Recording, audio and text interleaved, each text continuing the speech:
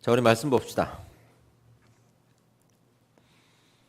오늘 로마서 강의 10번째 시간이고요. 로마서 9장을 강의할 텐데 9장 전체가 아니고 9장 1절부터 13절까지 우리가 살펴보겠습니다. 로마서 9장 1절로 13절까지 로마서 강의 10번째 시간입니다. 11절만 우리가 읽어보도록 하겠습니다. 시작. 그 자식들이 아직 나지도 아니하고 무슨 선이나 악을 행하지 아니한 때에 택하심을 따라 되는 하나님의 뜻이 행위로 말미암지 않고 오직 부르시는 이로 말미암아 서게 하려 하사. 아멘. 오늘의 말씀의 제목은 택하시고 부르시는 하나님입니다. 이 9장, 지난 시간까지 우리가 8장을 살펴보았는데 하나님께서 우리를 어떻게 인도해 가시는지에 대한 그 시작과 그 의도와 그 뜻들을 살펴보았습니다. 이제 9장으로 들어오게 되면 9장의 주제는요, 택하심과 부르심에 대한 우리 인간의 질문이 있고 그 질문에 대해서 우리 하나님이 답을 하시는 내용이 오늘 기록되어 있습니다. 우리 인간은 질문합니다. 특히 택하심에 대해서 질문합니다. 하나님이 택하셨고 그래서 인간이 구원을 받았다. 인간의 의지가 아니고 하나님의 택하심으로 구원을 받았다라고 말이죠. 그런데 이것에 대해서 인간은 어떻게 질문하냐면 왜 누구는 택하고 왜 누구는 택하지 않았나? 라는 질문을 하게 됩니다. 그렇죠?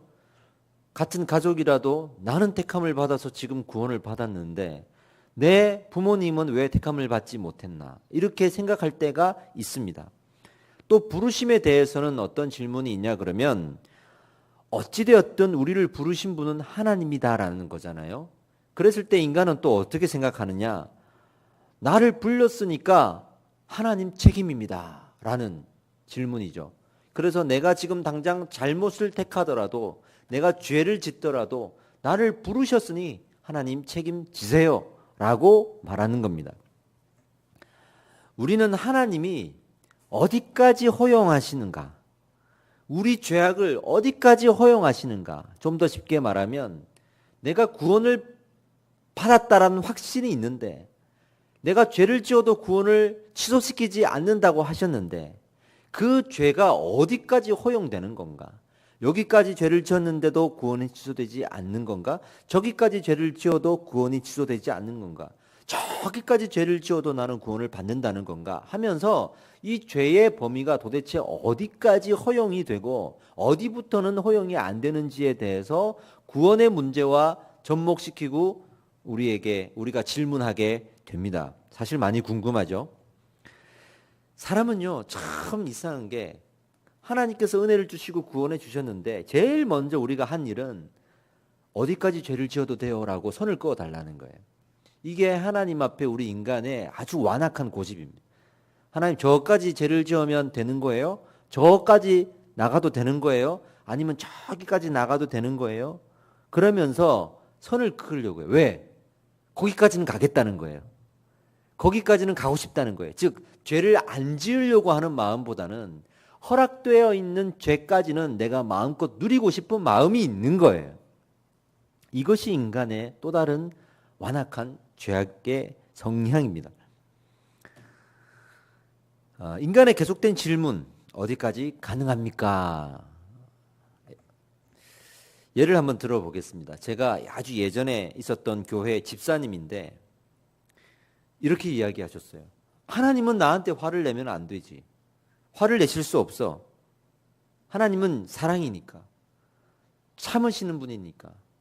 그래서 어디까지 내가 잘못했을 때 화를 내시는지 한번 보고 싶어. 내가 어떻게 죄를 지으면 그때서는 하나님이 못 참으실 때가 있을 텐데 그때가 어느 때인지 내가 한번 보고 싶어. 그러면서 하고 싶은 대로 다 하고 사시더라고요. 그래도 구원받았다라는 그 확신을 가지고 사시더라고요.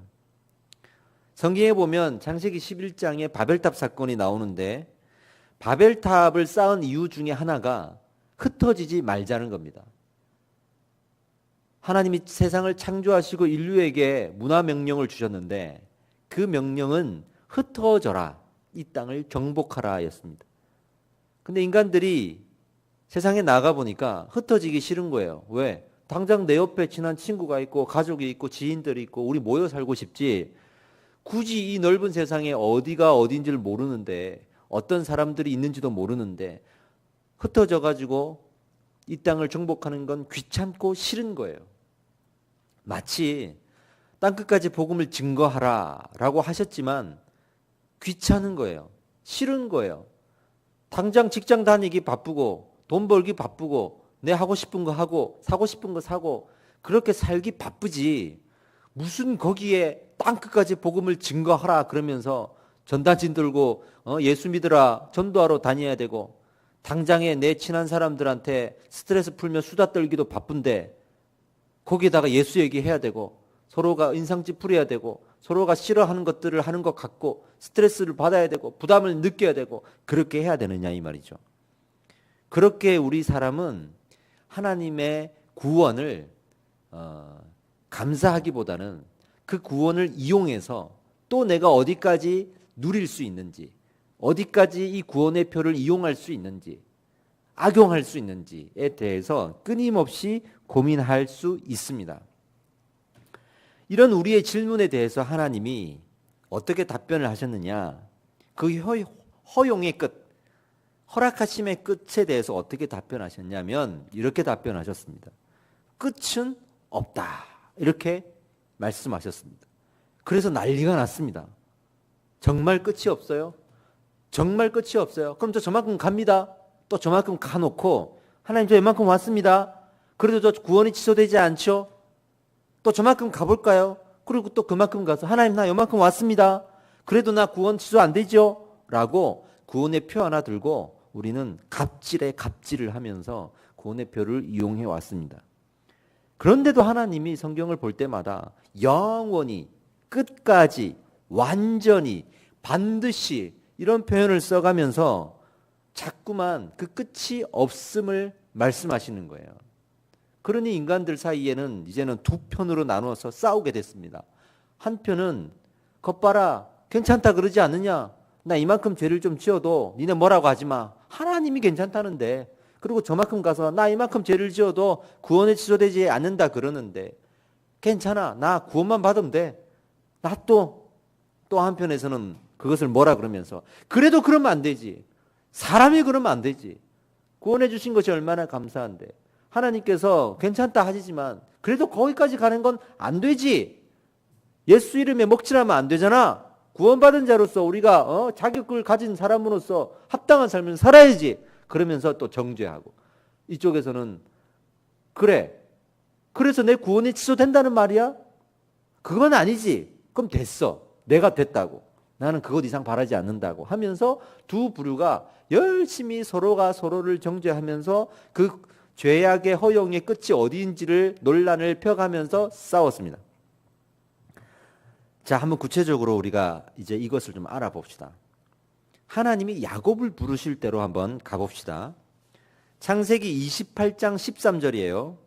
나는 여호와니 너의 조부 아브라함의 하나님이요 이삭의 하나님이라 라고 하시면서 야곱을 부르셨어요. 왜 하나님이 야곱을 부를 때 그의 아버지, 그의 할아버지의 이름을 거론하면서 굳이 부르셨을까요? 왜 하나님이 아브라함과 이삭의 이름을 거론하면서 나는 그들의 하나님이라고 말씀을 하셨을까요? 이것부터 살펴봅시다. 하나님이 야곱에게 나타나셨던 것은 우연이 아니라는 것을 말하고 있는 거예요. 그건 무엇이겠습니까? 계획하십니다. 너의 할아버지, 너의 아버지, 나는 너희들을 지켜왔다. 지켜보고 있었다. 그렇게 나는 대대로 너의 신앙을 이어올 때까지 너희와 함께 왔고 지금 너에게 찾아오기까지 나는 아브라함에게 먼저 찾아갔고 이삭에게 그래도 찾아갔고 그 다음 너에게 찾아오기까지 나는 계획하고 있었다라는 것을 말씀을 하신 거예요. 우연이 아닌 계획이었다. 아무 생각 없이 야곱이 사는 대로 가만히 두지 않겠다. 그렇게 계획을 하셨던 하나님이니 야곱에 대한 계획도 있지 않겠습니까? 그래서 야곱의 자녀들에게 나타날 때는 나는 야곱의 하나님이다라고 말하지 않겠습니까? 아브라함에게 어떻게 하셨습니까? 아브라함의 하나님이라고 말할 수 있도록 하기 위해서 아브라함을 이끄셨습니다. 아브라함이 하고 싶은 대로 다 하도록 내버려 두지 않으시고 나는 나중에 너희 후손들에게 너의 하나님, 아브라함의 하나님이라고 나는 말할 것이기 때문에 나는 너를 가만 놔둘 수가 없어. 그러면서 아브라함을 딱 쥐고 인도하셨어요. 그리고 이삭 시대에도 나는 이삭의 하나님이라고 나는 말할 테니까 그 말에 책임을 질 수 있도록 나는 너를 이끌고 갈 거야 라고 이끌고 가셨어요. 그리고 야곱에게 나타나실 때에도 나는 이후에 야곱의 하나님이라고 말할 테니까 나는 너를 이끌고 갈 거야. 너를 가만두지 않을 거야. 너를 하고 싶은 대로 다 하도록 놔두지 않을 거야 라고 말씀을 하신 거예요. 진석이가 아주 어릴 때 남자아이니까 어떤 놀이를 했냐면 의자에서 뛰어내려요. 그 소파에서 막 뛰어내려요. 그걸 즐겼다고. 왜? 뛰어내리면 아빠가 받아줘야 된다 이거야 이제. 그럼 뛰어내릴 때 점점 높은 곳에 올라가요. 그리고 이제 조금 더 높은 곳에 올라가다가 나중에는 무서운 데까지 올라가요. 책상이나 이런 데. 그리고 이제 올라가서 뛰어내릴 때 무섭잖아요. 아버지한테 그래요. 지금 뛴다? 지금 뛰어도 돼? 진짜 뛰어도 돼? 아빠 꼭 받아야 돼? 계속 물어봐요. 아빠 여기 뛸까? 저까지 뛰어뛸까? 거기까지 뛰어도 받을 수 있어? 그러면서 계속 물어봐. 그럼 전 뭐라고 말하겠습니까? 그래 한번 뛰어봐. 마음껏 뛰어봐. 내가 받아줄게. 그렇게 아버지는 이야기하지 않겠어요? 그러면 뛰어내립니다. 그럼 제가 받아줍니다. 그럴 때 아버지는 이 아이가 떨어지도록 가만두지 않겠다라고 하는 의지가 있어요. 그렇겠죠. 그러니 아브라함의 하나님, 이삭의 하나님, 야곱의 하나님으로 나타나셨을 때는 아브라함이 그 떨어지지 않도록, 이삭이 떨어지지 않도록, 야곱이 떨어지지 않도록 내가 너를 붙들어 주겠다라고 하는 하나님의 의지가 있었습니다. 조금은 알 것 같아요. 하나님이 어떤 죄를 지어도 우리를 포기하지 않고 구원하십니다. 할렐루야. 그러나 그 안에는 하나님께서 우리가 어떠한 죄를 짓지 않도록 가만두지 않으시고 우리를 붙드시겠다라고 하는 하나님의 열심, 하나님의 의지가 함께 존재한다는 것도 알았습니다. 인간의 또 다른 질문이 있습니다. 누구를 더 사랑하세요? 누구를 더 미워하세요? 라는 질문입니다. 그래서 우리는 자꾸 이렇게 얘기해. 저 사람 구원받았어요? 하나님, 저 사람은 구원받았어요? 저 사람은 구원 못 받은 것 같은데 저 사람도 구원받았어요? 여기에 관심이 엄청 많아요. 출애굽기에서 이스라엘을 구원하신 하나님을 봅시다. 이스라엘만 구원하겠다는 것이 아니에요. 이스라엘로부터 구원을 시작하겠다라는 뜻이었어요. 아주 중요한 의미입니다. 육적인 이스라엘을 선택한 게 아니라 영적인 이스라엘을 선택한 것.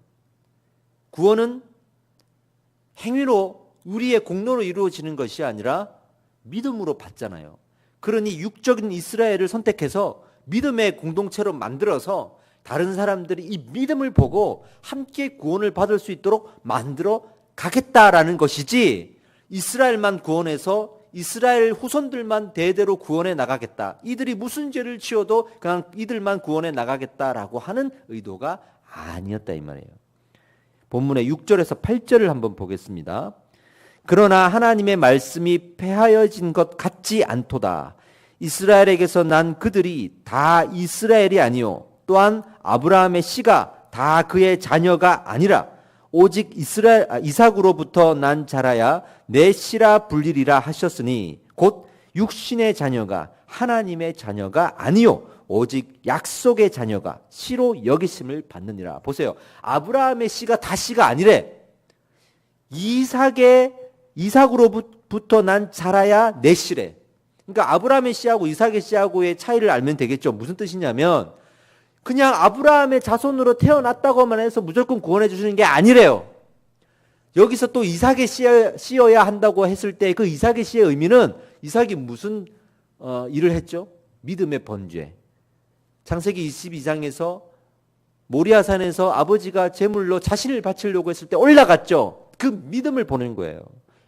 다시 말해서 육적으로 이스라엘 혈통이 되었을 때 나는 그 혈통만 보고 무조건 구원하겠다가 아니라 믿음을 보고, 할렐루야, 영적 이스라엘, 영적 혈통, 믿음의 혈통을 보고 내가 구원을 하겠다라는 거예요.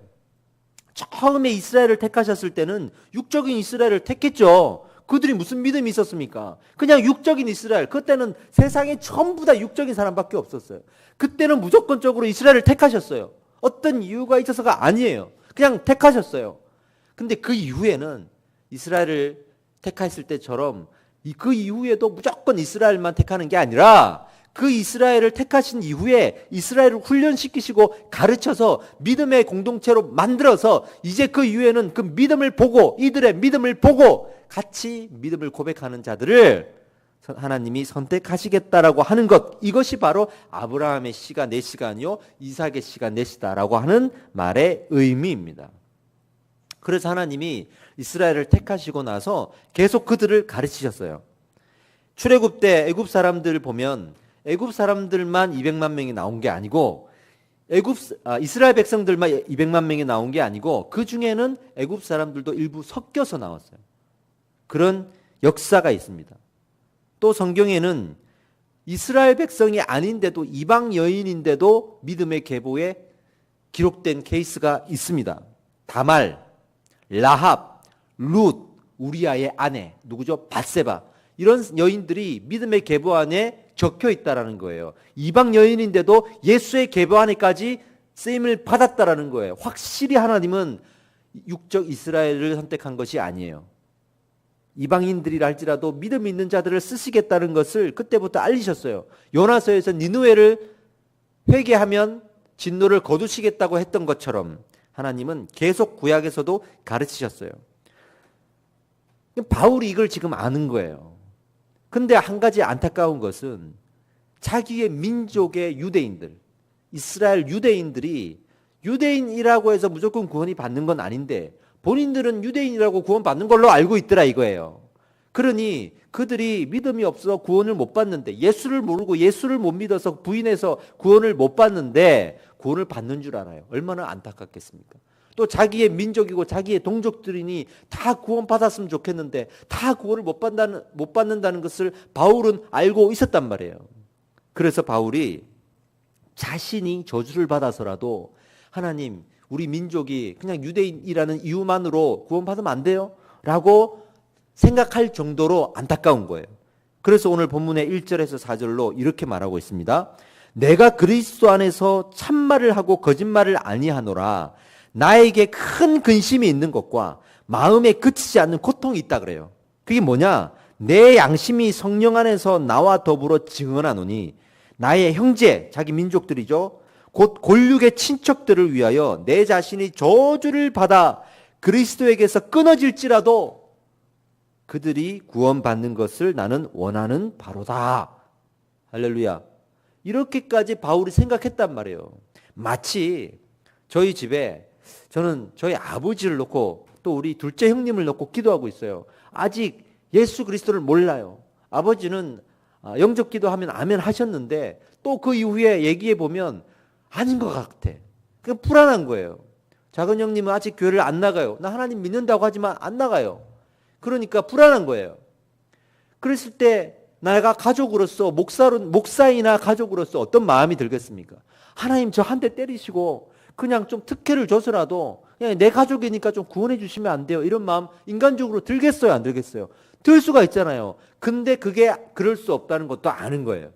그래서 그게 안타깝고 그게 마음에 근심이 되는 거예요. 여기 앉아있는 사람이 나랑 친해. 동고동락하고 산전수전 다 겪은 사람이에요. 동지예요. 친구예요. 근데 예수를 모르는 거예요. 그러니 얼마나 안타깝겠어요. 하나님 차라리 저 말고 이 친구를 데려가 주세요 라고 생각할 정도로 구원받았으면 좋겠는데 그게 안 된다는 걸 바울은 아는 거예요. 그래서 이렇게 고백을 하고 있는 겁니다. 우리의 이런 질문에 대해서 또 하나님은 어떻게 답변을 하셨을까요? 계속 크고 넓은 구원의 의미를 말합니다. 우리의 생각보다 구원의 영역이 되게 넓다고 말합니다. 어떤 이단들은 14만 4천 명만 구원을 받는다 그러면서 구원의 의미를 되게 좁게 봐요. 생각보다 구원받을 사람 많이 없다 그러면서 공포를 주장하기도 하고 그리고 많은 사람들에게 경쟁을 시키기도 합니다. 그러나 성경을 보면 그렇지 않아요. 많은 사람들이 구원을 얻을 수 있도록 하나님은 엄청난 노력을 하셨습니다. 생각해 보세요. 만약 구원의 의미가 좁았다면, 몇몇 사람만 구원받는 소수의 구원이라면 생각해 봅시다. 굳이 믿음으로 구원을 받는다고 하셨을까요? 그냥 행위로 구원을 하시고 그 행위를 경쟁시키면 되잖아요. 그래서 어느 정도 공로를 세운 그 몇 사람만 구원하면 되지 왜 믿음으로 구원을 받는다고 했겠어요? 두 번째, 굳이 예수님이 오실 필요가 없는 거예요. 그냥 행위 구원, 어떤 공로를 세워가지고 구원을 받는 그 한 사람 딱 세워가지고 이것 봐라 이래야 내가 구원받는다. 그리고 그 공로를 못 세운 사람 하나 지옥 보내면서 이것 봐라 이 공로 못 세우면 이렇게 지옥 간다라고 말하면 되는 거 아니에요. 그게 더 효과가 있어요. 왜 예수님이 굳이 이 땅에 오셔서 본인이 우리의 죄를 대신 대가를 지불하시고 대신 처벌을 받으시고 십자가의 형벌을 대신 받으셔야 했느냐 이 말이에요. 민수기에 노뱀 사건이 나옵니다. 아랏 족속과의 전쟁에서 이기고 난 다음에 이스라엘 백성들이 그 전쟁에서 승리한 감격이 있잖아요. 근데 전쟁에서 이기고 나서 아주 어이가 없는 일이 벌어지는 게 먹는 거 갖고 불평해요. 먹는 거 가지고. 구원받았음에도 자신이 특별한 줄 알고 하나님 앞에 불평하는 거예요. 전쟁에서 이기게 해준 하나님 앞에 감사하지 않고 우리 전쟁에서까지 이겼어 그러면서 하나님 앞에까지도 불평하고 갑질을 하는 거예요. 기적과 은사를 다 체험하고 나서도 막상 자신의 삶에 요만큼 문제가 생기면 하나님께 원망하고 하나님께 불평하는 것과 같은 거예요. 오히려 우리 사람들을 믿는 자들은 제가 부교육자로서 이제 목회자로서 오랫동안 이렇게 지켜보면 저도 그렇지만 큰 일에 오히려 강해. 하나님 나라의 군사를 세웁시다 그러고 막 이 땅에 복음 들고 나가자 헌신해라 그러면 막 직장도 때리치고 막 다 강해. 근데 일상의 문제가 드러나면 과감없이 쓰러져요. 일상의 문제가 드러나면. 이것이 우리의 한계고 우리의 부족함이에요. 근데 성경은 무엇을 말하느냐? 구원을 받은 우리가 특별한 게 아니라 우리를 구원하신 하나님이 특별하다. 그래서 우리는 늘 감사해야 되고 늘 하나님 의지해야 되고 늘 겸손해야 하는 이유가 거기 있는 거예요. 할렐루야. 하나님이 이것을 가르치기 위해서 어떤 방법을 택하셨어요. 바로 노뱀을 매달고 그 불평하는 사람들에게 이걸 보라. 불뱀들이 막 퍼져가지고 사람들을 물고 죽인데 이 노뱀 하나 달고 이것을 바라보는 자는 살고 이것을 바라보지 않는 자는 죽으리라 그랬어요. 그리고 안 보는 사람은 죽었어요. 왜 그랬겠습니까? 왜 그랬겠습니까? 너희가 전쟁에서 승리했냐? 너희가 공로를 세웠냐? 그건 너네 공로냐? 그래 그 공로 세웠다고 지금 갑질하냐? 아니. 나는 믿음을 보고 구원을 한다. 나를 바라보는 사람을 구원한다. 내 앞에서 그렇게 교만하지 말고 겸손하게 하나님 앞에 무릎을 꿇어라. 그리고 노뱀을 탁 달고 그 노뱀이 뭐라고? 그거 바라보는 사람들만 살리는 거예요. 노뱀 바라보는 거는 누가 못해요? 그렇죠? 구원의 영역이 생각보다 넓어요. 한 사람이라도 더 구원하시려고 하나님은 엄청 노력하고 계시는 거예요. 하나님의 이 특별한 사랑을 우리는 알아야 합니다. 그리고 그 사랑으로 우리 구원하심을 알리십니다. 우리의 노력이 아닌 하나님의 노력으로 구원을 받는 거예요. 우리만이 아닌 우리까지도 구원을 받는 개념이에요. 나 같은 사람도 구원을 받는다고 생각해야지 나니까 구원을 받는다고 생각하는 우리 공로의식이 있으면 안 되는 거예요. 나 같은 사람도 구원을 받는 거예요. 할렐루야. 하나님 앞에 우리는 그렇게 겸손해야 될 줄 믿습니다. 할렐루야. 이것이 십자가의 의미예요. 이것을 믿는 자는 구원을 받습니다. 그토록 하나님은 믿음으로 또 크고 넓은 구원의 의미를 우리에게 행하셨습니다. 한 사람이라도 더 구원을 얻게 하려고 예수님이 이 땅에 오셨고 지금도 성령님이 이 땅에 오셔서 계속해서 우리의 공로가 아닌 믿음을 보면서 하나님은 구원을 행하고 계십니다. 하나님의 계획이란 무엇입니까? 그렇게 우리 인류를 구원해 나가시겠다고 하는 게 하나님의 계획이에요. 떨어져 나가게끔 구원을 못 받게끔 하는 게 하나님의 계획이 아니에요. 한 사람이라도 구원을 받도록 하는 게 하나님의 계획이에요. 하나님의 선택이란 무엇입니까? 날 때부터 우리를 택해서 구원을 받는 사람도 있어요. 그러나 나서 믿음으로 구원받는 사람도 있어요. 할렐루야.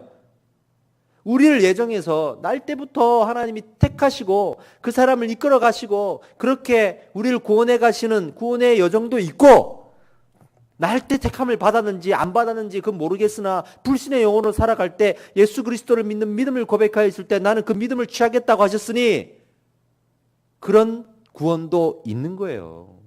그래서 우리가 전부 다 그럼 태어나기 전부터 다 정해져 있는 거, 그때 안 정해져 있는 사람은 어차피 구원 못 받는 거 뭐 우리가 노력할 필요가 있습니까? 말하면 안 돼요. 구원은 날 때부터, 태어날 때부터 택정하고 하나님께서 이끌어 가신 사람도 있지만, 그러나 성경 여러 군데 보면 그렇지 않은 사람도 하나님의 믿음으로 구원을 받아요. 그 영역이 있다고. 그게 이방인들을 구원하신 하나님의 성경의 역사예요. 우리가 되게 신학 공부를 한 사람들, 그리고 교회 안에서 성경을 가르치면 잘못 가르쳤어. 특히 장로교 교리가 예정서를 잘못 가르치고 있어요. 그래서 날 때부터 다 예정되었다, 이것만 가르치는 거예요. 그래서 이 질문에 대한 의문이 안 풀리는 거죠. 그렇지 않습니다. 성경은 단호하게 믿음으로, 할렐루야, 믿음으로. 그 사람이 날 때부터 택함을 받았는지 택함을 안 받았는지에 관심을 가지지 마세요. 그거는 이미 믿는 자, 구원을 받은 사람이 감사의 고백을 올려드리는 거지, 거기에 관심 가지라고 한 거 없어요. 지금 믿느냐, 할렐루야, 지금 안 믿느냐에 관심을 가지라는 거예요. 그렇게 구원받은 사람들이 인생을 살다가 문득 돌아보니 하나님의 계획이었구나, 날 때부터 나를 택하고 계신 하나님의 계획이었구나, 그렇게 고백하는 거지, 그걸 생각하고 구원을 행하라는 게 아니에요. 인류의 구원을 약속하신 하나님이 그렇게 약속을 지켜갔습니다. 크고 넓은 구원이니까 나까지도 구원을 받는다는 겁니다. 우리가 여기서 던져야 될 질문은 이거예요. 진짜 우리가 던져야 될 질문. 저 같으면 이런 질문을 던지겠어요. 우리가 구원을 얻는 과정에서 그럼 하나님 무슨 일을 행하십니까? 이렇게. 하나님 어떻게 우리를 구원하십니까? 어떻게 우리를 믿게 하십니까? 라고 물어볼 거예요. 하나님은 열심히 우리의 부족함을 주워 담으시면서 우리를 따라오시고 인도해 가십니다. 할렐루야.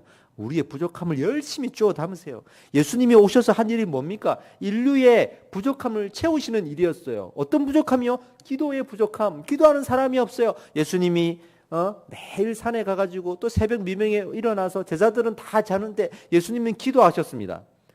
또 인류의 부족함이 무엇이었습니까? 정죄만 하고 용서하지 않았습니다. 정죄가 너무나 난무했습니다. 예수님이 오셔서 무엇했죠? 정죄하지 마라 그러면서 사람들 한없이 용서해 주셨습니다. 십자가에 못 박혀 죽으시면서 자기를 고난을 당하게 한, 고통을 당하게 한 사람들까지도 용서하시면서 인류의 용서를 채우셨습니다. 믿음도 부족했습니다. 그래서 믿음의 부족함을 말씀하시고 믿으라, 믿으라, 내 믿음이 구원을 받게 했다라고 믿음을 가르치고 믿음을 채우셨습니다. 죄의 형벌을 아직 다 못 받은 우리 인류는 형벌을 받는 것이 부족했습니다. 그러나 예수님이 오셔서 십자가에 못 박혀 죽으시면서 대신 형벌을 받으심으로 그 형벌을 받는 우리의 대가의 지불이 부족한 것을 채우셨습니다. 아브라함의 믿음의 부족을 채우시는 하나님을 묵상합시다. 아브라함이 믿음이 부족했어요. 그래서 믿음을 채우시면서 인도하셨어요. 애굽 왕 앞에서 자기 아내 사라를 누이라고 속이는 그 부실한 믿음, 하나님은 끝까지 들고 가셨죠. 100세의 아들을 주겠다고 했는데 100세의 아들을 못 기다리고 이스마엘을 하갈을 통해서 낳았잖아요.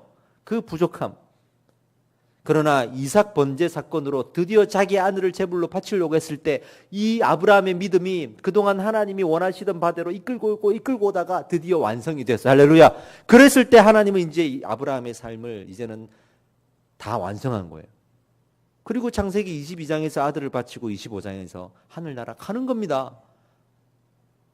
그리고 아브라함이 무슨 사람이 되었어요? 믿음의 조상이 되었어요. 모세를 봅시다. 모세는 지도자의 자격을 잃은 사람이었습니다. 살인을 했잖아요. 서자였잖아요. 버림받았잖아요. 살인하고 나서 지도자의 자격을 완전히 잃고 광야로 도망갔습니다. 하나님이 어떻게 인도하셨습니까? 광야에서 40년 동안 그 자격을 갖추게 하셨습니다. 잘 보세요. 잘 들어보세요. 어떤 자격을요? 가나안으로 나중에 탈출시킬 거란 말이에요. 이스라엘 백성들을. 가나안 광야에 탈출시킬 거란 말이에요. 근데 모세가 그 광야를 알고 있는 거예요. 제가 지도 그리면서 성경대학 시간에 알려줬죠. 모세가 그 시내산의 그 시나이 반도를 너무나 잘 알고 있는 거예요. 40년을 살았어요, 거기서. 첫 번째 가장 중요한 자격을 갖추게 하셨습니다. 또 하나는 그 광야 생활 중에 하나님이 만나 주셨습니다. 하나님 교제하셨습니다. 믿음의 훈련을 시키셨습니다. 제가 또 그때 가르쳐 준 것 중에 하나가 모세가 창세기를 어떻게 썼을까? 창세기 시절에는 모세가 살아있지 않았는데 어떻게 창세기를 썼을까 했을 때 하나님이 영감을 주셨다. 근데 창세기를 언제 썼는가에 대해서 두 가지 설이 있는데 그 중에 하나가 그 광야에서 썼다.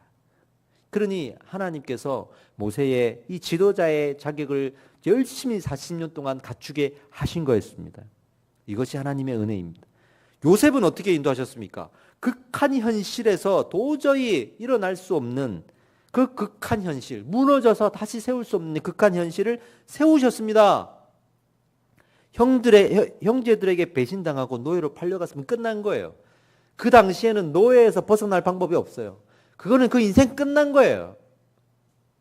근데 끝까지 따라다니면서 총리로 세워놓잖아요. 보디발의 눈에 들게 하시고 감옥에서 환상을 보게 하시고 그 왕이 꿈 가지고 고민하게 하시고 결국에는 틈을 만들어서 총리로 세워놓잖아요. 하나님이 우리의 모든 부족함들을 채워가기 위해서 우리를 이끄는 거예요. 12 제자들을 우리 예수님은 어떻게 채웠습니까? 그들은 은혜가 부족했습니다. 그들은 말씀이 부족했습니다. 기도도 부족했습니다. 다 부족했습니다. 그러니 예수님이 데리고 다니면서 뭘 하셨습니까? 말씀을 가르쳤어요. 말씀을 가르치는데 또 기도를 가르칩니다. 기도하는 모습을 보이십니다. 그리고 병을 고치고 귀신을 내어 쫓으면서 기적을 보게 하십니다. 그래도 제자가 안 돼요. 그래서 예수님 부인하잖아요. 마지막에 성령을 부어주시니까 제자가 돼요. 근데 말씀도 모르고 기도도 모르고 그 기적도 모르는 사람이 성령만 부어준다고 되겠습니까? 그걸 다 가르치고 성령을 주신 거예요. 제가 담임 목사로서 여러분 성도들을 끌고 갈 때도 마찬가지입니다. 말씀을 아무리 가르쳐도 안 변해요. 사람 잘 안 변해요. 정말 말씀을 많이 연구하고 막 쏟아내고 가르치고 주워 담고 녹음해가지고 또 들으라고 아무리 강조해주고 별의 별 제가 노력을 다 해도 안 변합니다. 잘 안 변해요. 근데 저는 포기하지 않아야 돼. 아무리 기도하고 내가 먼저 기도한다 그러고 새벽에 와서 기도하고 해도 사람들 기도 안 합니다. 좋은 일 있을 때만 좋아하지 조금 안 좋은 일 있고 조금 상황이 안 좋아지면 금방 낭망하고 불평하고 원수되고 교회 안 나오고 그럽니다. 그래도 이 부족함을 채워나가는 게 목회예요. 그래도 포기하지 않고 성도들의 부족함을 채워나가는 게 그게 목자고 리더예요. 그러다가 하나님이 은혜를 주시는 거예요. 하나님 은혜를 주시는 거예요. 성령이 역사할 때가 있어요. 때가 있어요. 그럴 때 사람이 변하는 거예요. 그거 바라보고 우리가 이 교회 목회를 하는 겁니다. 말씀의 결론을 맺겠습니다. 이렇게 인도하시는 것은 곧 믿는 자를 구원하시고 불신자를 심판하시는 하나님의 놀라운 섭리예요. 섭리. 마지막 12절에서 13절까지 리브가에게 이르시되 큰 자가 어린 자를 섬기리라 하셨나니 기록된 바 내가 야곱은 사랑하고 에서는 미워하였다 하심과 같으니라. 즉 믿는 자는 구원받고 믿지 않는다는 구원 못 받는다. 이 말에 놀라운 의미가 지금까지 이야기한 이 하나님의 섭리가 담겨있는 의미가 있다. 우리는 그냥 고지고대로 예수 천당 불신 지옥 당신 믿어요? 그럼 천국 가네. 안 믿어요? 지옥 가네. 이렇게 쉽게 얘기하지만 그 말이 나오기까지 얼마나 많은 하나님의 계획이 있고 하나님의 의도가 있는지를 우리는 알아야 하는 거예요. 알아가는 거예요. 여러분들도 삶이 힘들 때가 있죠. 지금 또 힘든 사람들이 있죠. 우리의 어떤 삶은 헤어나오지 못하는 현실일 수도 있어요. 그런데 하나님이 무슨 일을 행하고 있냐면 그 부족한 걸 채우고 계시다는 거예요. 채우고 있다는 거예요. 우린 뭐가 부족합니까? 여기 있는 사람들은 한 명 한 명 뭐가 부족합니까? 자기는 알 거예요. 내가 뭐가 부족하다는 거. 이걸 채우고 싶은 마음이 있는데 안 채워지죠. 근데 하나님은 끝까지 포기하지 않고 채울 거예요. 채우고 말 거예요. 그렇게 우리를 인도해 갈 거예요. 그래서 더 이상 하나님 내가 어디까지 방황해도 되나요? 물어볼 필요가 없어요. 하나님은 우리를 가만두지 않을 것이기 때문에 반드시 우리를 채찍질하면서 또 칭찬해가면서 우리 인생에 개입하시고 개입을 넘어서 주관하실 것이기 때문에 우리는 걱정할 필요가 없이 하나님을 따라가면 되는 겁니다. 이것이 로마서 9장에서 말하는 택하심과 부르심의 하나님의 섭리예요. 불안해하지 마시고 하나님께서 나를 그렇게 이끌어 가신다는 것을 믿으시기 바랍니다. 포기하지 마시기 바랍니다. 잠깐 힘든 세월이 있다 할지라도 우리 인생 길게 봅시다. 하나님 반드시 아브라함의 하나님, 그래서 아브라함의 부족함을 채우셨고 믿음의 조상으로 만들어 놓으셨고 이삭의 하나님, 야곱의 하나님, 요셉의 하나님, 베드로의 하나님, 바울의 하나님이 지금 여러분들의 하나님으로 역사하신다. 여러분들이 종으로 팔려갈 때가 있고 바울처럼 두드려 맞을 때가 있고 베드로처럼 때로는 예수님 모른다고 부인할 때가 있고 그렇게 산다 할지라도 하나님 결코 여러분들을 포기하지 않으시고 붙드실 겁니다. 그렇게 우리 인생에 개입하실 겁니다. 그러니 하나님의 역사하심을 믿고 신뢰하고 의지하고 하나님 붙드는 그 일을 열심히 노뱀을 바라보는 그 시선을 열심히 그 믿음을 하나님 앞에 열심히 보이면 되는 거예요. 할렐루야. 그래서 우리는 그 다른 질문들에 속지 말고 오직 나까지 인도하시고 구원하시는 하나님을 묵상하면서 그저 노뱀을 바라봅시다. 그저 예수 그리스도를 바라봅시다. 그저 십자가를 바라봅시다. 이것이 오늘 말씀 가운데 주신 하나님의 놀라운 은혜입니다. 기도하겠습니다.